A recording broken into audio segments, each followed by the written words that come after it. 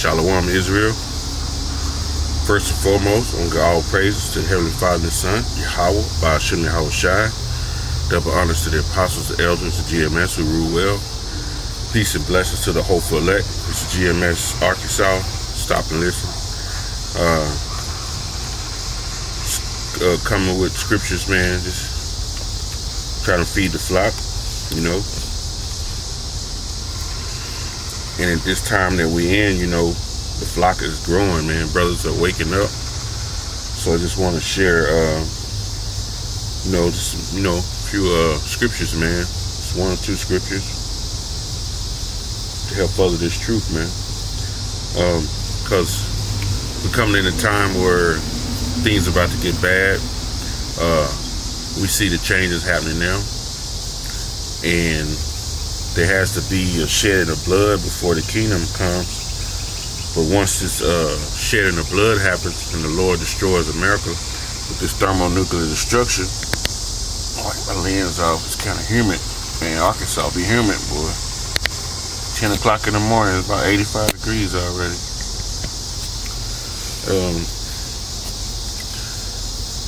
Esau, after he's destroyed by thermonuclear destruction by Yahweh Ba'ashem Yahweh Shai,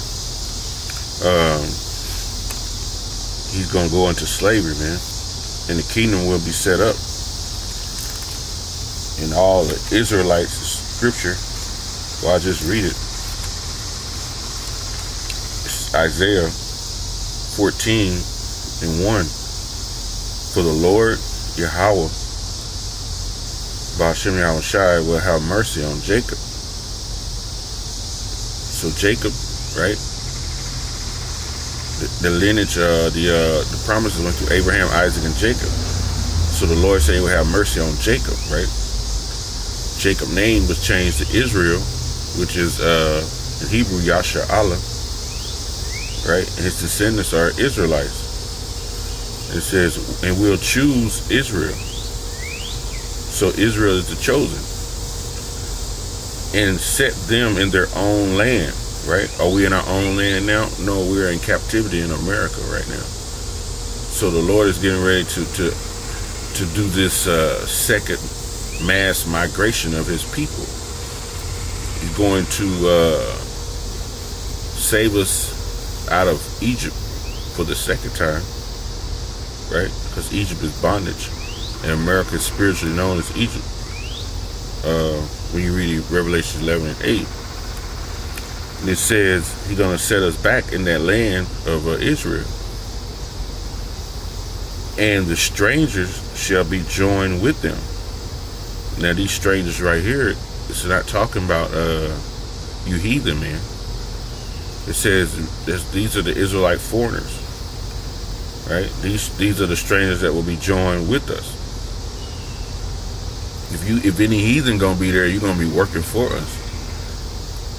So these are going to be joined with us, and they shall cleave to the house of Jacob. Right?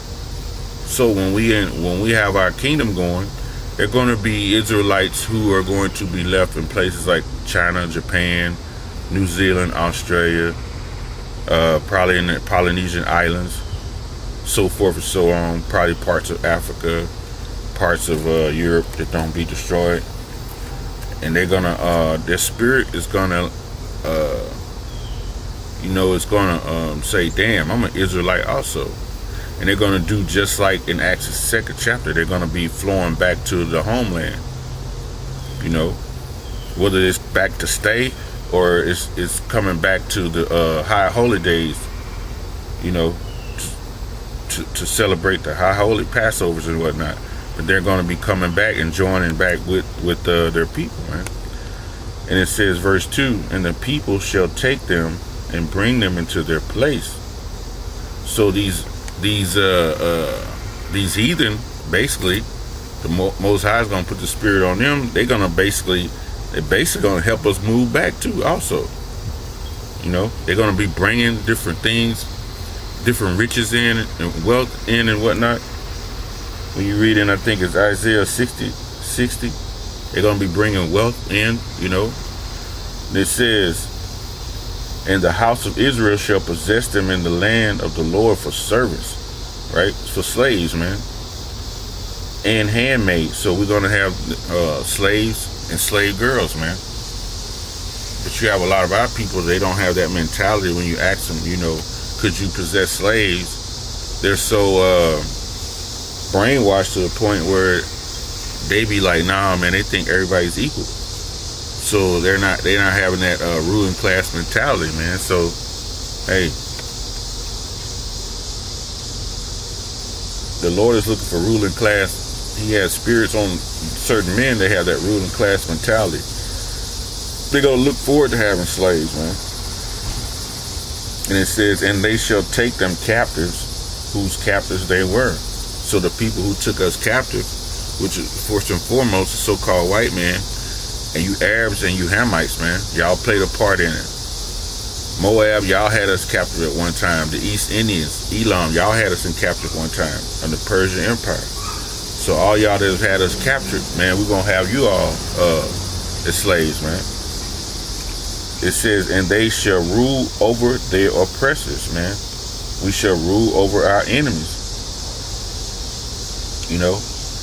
And it says, and it shall come to pass in the day of the Lord, Yahweh, Ba'ashem Yahushua, shall give thee rest from thy sorrows. So he's going to give us rest from this anguish of mind and body, being in this system, being oppressed in America, having to work constantly all day long, anywhere from 8 to 16 hours.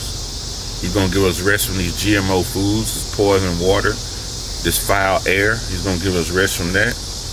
And it says, and from thy fear, our lives being in doubt, not knowing if we're going to live the next day, not knowing every time we wake up, is this it?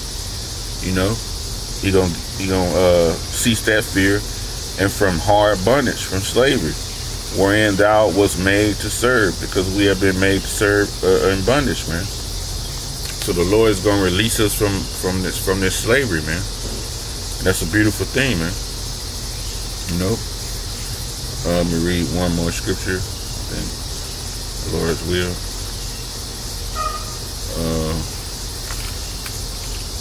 Let's see what we got here.